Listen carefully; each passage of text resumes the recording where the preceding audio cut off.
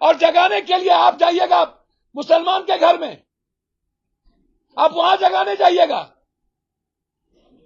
अरे जाइए ना, पाकिस्तान को मिटाइए ना। और यदि पाकिस्तान में किसी हिंदू की बेटी को उठा रहा है तो नरेंद्र मोदी का 56 इंची कहां चला गया, उसको बोलिए सीधा बम पटक दे। 15वां साल आपके नेता को पीएम की शुरुआत हुई और 6 साल अटल जी, 10, 6, 16 और 17वां साल शुरुआत हुई है। आप कहते हैं कि मंदिर में मांस फेंक दिया और पाकिस्तान में हिंदू की लड़की को उठा लेता है मंडप से। अरे जब इजराइल हमास को बर्बाद कर सकता है तो आपके में चट्टा क्यों नहीं है? पनोरमा ग्रुप, जो सोचता है वो करता है। सबसे बड़ी बात, आदरणीय नेता गिरिराज जी, 3 मिनिस्ट्री रहे वो, तीनों मिनिस्ट्री में वो लड्डू टाटा फिश, एक भी काम बिहार में नहीं आज तक।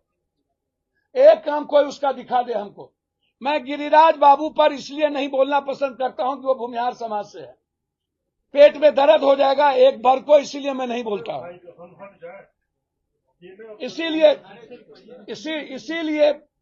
इसीलिए मैं नहीं बोलता हूं। गिरिराज दादा यदि दूसरे जात से होते, हम लोग के जात से, तब मैं उन्हें बताता दुनिया क्या है। भैया उस समाज की इज्जत करते हैं और जात की और समाज की इज्जत करनी चाहिए किसी भी कीमत पर। पप्पू यादव को भगवान से डर ही नहीं है, खुदा से तो और किससे डर होगा। मैंने कहा मेरे समाज का यदि इस तरह का नफरत पैदा करता तो हम तब बताते कि नहीं करने देते। लेकिन यदि अभी जो त्रिशूल लेकर के दंगा फैलाने का ठेका लिए हुए हैं और जो कहते हैं, मैं गिरिराज दादा को एक नसीहत नहीं दूंगा, आग्रह करूंगा। 15वां साल आपके नेता को पीएम की शुरुआत हुई और 6 साल अटल जी, 10, 6, 16 और 17वां साल शुरुआत हुई है। आप कहते हैं कि मंदिर में मांस फेंक दिया और पाकिस्तान में हिंदू की लड़की को उठा लेता है मंडप से।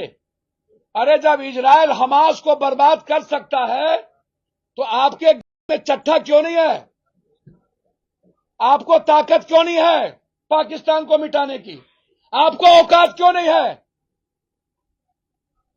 और आप जगाइए नहीं, सनातनी जगे हुए हैं राम, शिव और कृष्ण के काल से। आपकी क्या औकात है सनातन को जगाने की? और आप ज्ञान सीख लीजिए गिरिराज जी। मुसलमान 18 करोड़ है मात्र और हिंदू इस हिंदुस्तान में 122 करोड़ है। जब हिंदू 200 करोड़ होगा तो मुसलमान 20 करोड़ होगा। नहीं है औकात किसी की सनातन विचारों को चैलेंज करने की। आप सिखाते हैं, आप सिखाइएगा हिंदुस्तान के सनातन को। आपकी क्या औकात है? याद करिए जिस वक्त 40 करोड़ की आबादी थी, मुसलमान कितना था और हिंदू सनातन कितना था। आप पप्पू यादव को जगाइएगा और जगाने के लिए आप जाइएगा मुसलमान के घर में, आप वहां जगाने जाइएगा। अरे जाइए ना, पाकिस्तान को मिटाइए ना। औकात है तो दाऊद इब्राहिम को लाके फांसी दीजिए ना। क्यों चट्टा नहीं है? बहराइच में भी दंगा हो गया है, वहां भी माहौल खराब। माहौल खराब कौन करता है?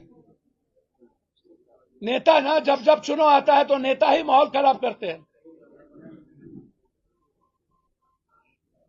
जब जब चुनाव आते हैं तो नेता खराब करते हैं। यदि नफरत पैदा करिएगा ना तो सीमांचल और कोसी है और मैं पप्पू हूं। मैं दुनिया की ताकत से मैं मरना जानता हूं। एक कदम भी बढ़ने नहीं देंगे जब तक मैं जिंदा रहूंगा। नफरत पैदा किए तो एक नफरत पैदा किए तो पप्पू यादव बढ़ के वो दिखा दे हमको। मेरे लाश पर होके गुजरना पड़ेगा उसको। नफरत पैदा करेगा तो एक कदम निकलने नहीं देंगे। लड़ाई होगा पप्पू यादव। लाश पर बैठेंगे, सोएंगे। जिसको गुजरना होगा मेरे मौत पर गुजरेगा। लड़ाई किस बात की? डेमोक्रेसी में कोई लड़ाई नहीं। नफरत खत्म करने के लिए कबीर की तरह लड़ने की हिम्मत है मुझ में। यदि इस हिंदुस्तान में किसी को लड़ने की औकात है तो अकेला पप्पू यादव को। लेके बढ़ रहे हैं कह रहे हैं कि जंगली साथ जो लोग मर रहे हैं आपस में मिल के आए हैं, आपको लगता है कि उनकी जो यात्रा जो होती है कारगर हो रही है? किनकी यात्रा? भैया उनकी यात्रा नीचे से कारगर हो रही है। वो कौन क्रांति करते हैं? कभी गया से निकले साइकिल से गिर गए, एक बार निकले तो कहीं गिर गए। झुमका गिरा ले बरेली के बाजार में, आप उनसे पूछिए कौन यात्रा करते हैं और कहां जाते हैं। लोकतंत्र में मजबूत विपक्ष जरूरी है ना। भैया लोकतंत्र में मजबूत विपक्ष जोड़ी है तो जनता तय करेगी कि हम ही तय करेंगे?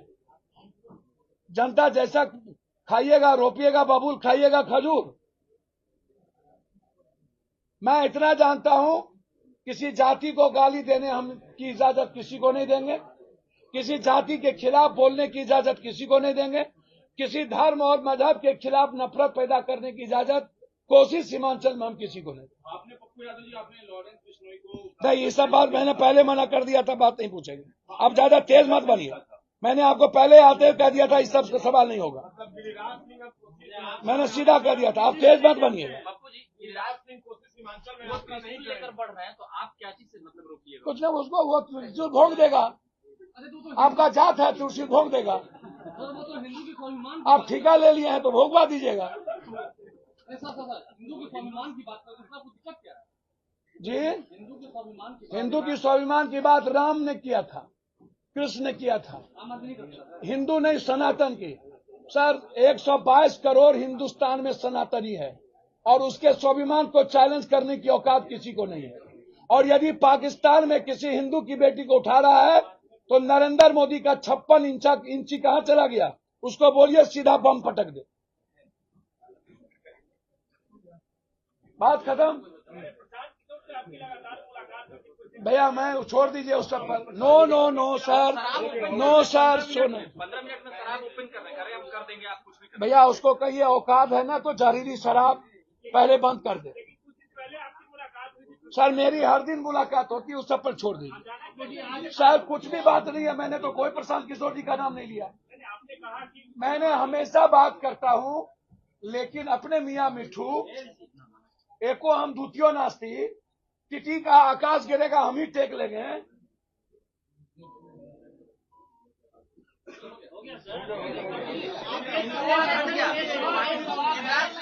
बार बार माफी मांग रहे हैं, अच्छे वो कहे हैं कि गलती हो गई, 2 बार गलती हो गई। भैया बार में नीतीश जी हमारे आदरणीय नेता हैं, उन्होंने उनकी नीयत खराब नहीं है, पॉलिसी खराब हो सकती है।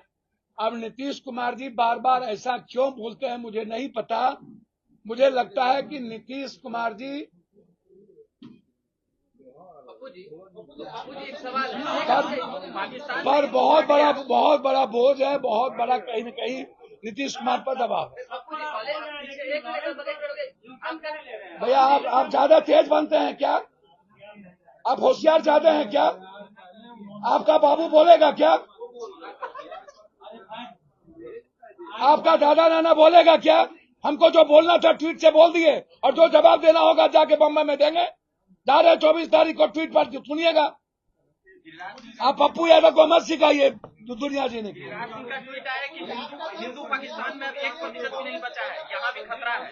भैया हिंदू यदि पाकिस्तान में 1% नहीं बचा है तो बोलिए ना कि नरेंद्र मोदी जी परमाणु गिरा दे। अभी बोले हैं कटिहार में कि कटोगे तो बटोगे। भैया मैंने कहा,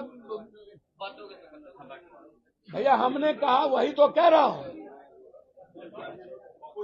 नीतीश कुमार जी आपके जरा सा भी आपका स्वाभिमान और आपके पास गैरत है तो गिरिराज सिंह जी के यात्रा को रोकिए।